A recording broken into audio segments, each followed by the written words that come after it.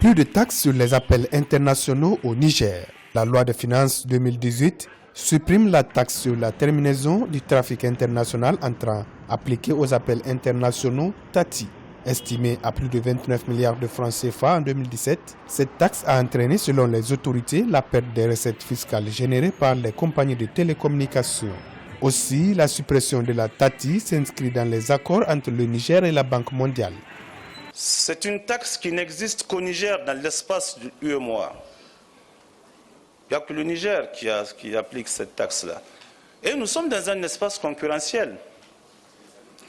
Nous sommes dans le même espace et les mêmes entreprises de téléphonie sont au Niger, mais c'est les mêmes qui sont ailleurs, qui sont au Burkina, au Mali et ailleurs. Cette réforme-là fait partie de la matrice de nos accords avec la Banque mondiale, conditionnant la multiplication par 2, sinon même 3, de l'aide budgétaire. On a eu un volume d'aide budgétaire qui a été multiplié par plus de 2.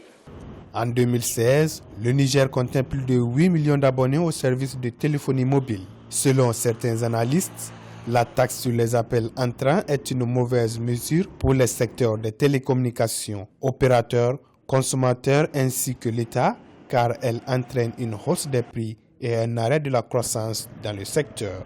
Néanmoins, la suppression de la TATI est fortement critiquée par des dirigeants de la société civile qui qualifient cette taxe de cadeau fiscal fait aux opérateurs de téléphonie exerçant au Niger.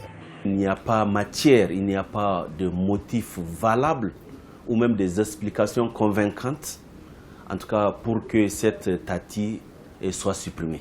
Nous avions proposé à l'État, en tout cas, la réhabilitation de la TATI. Et dans la TATI, qui rapporte plus de 29 milliards, ça veut dire la moitié de toutes les nouvelles mesures fiscales imposées sur les produits de première nécessité.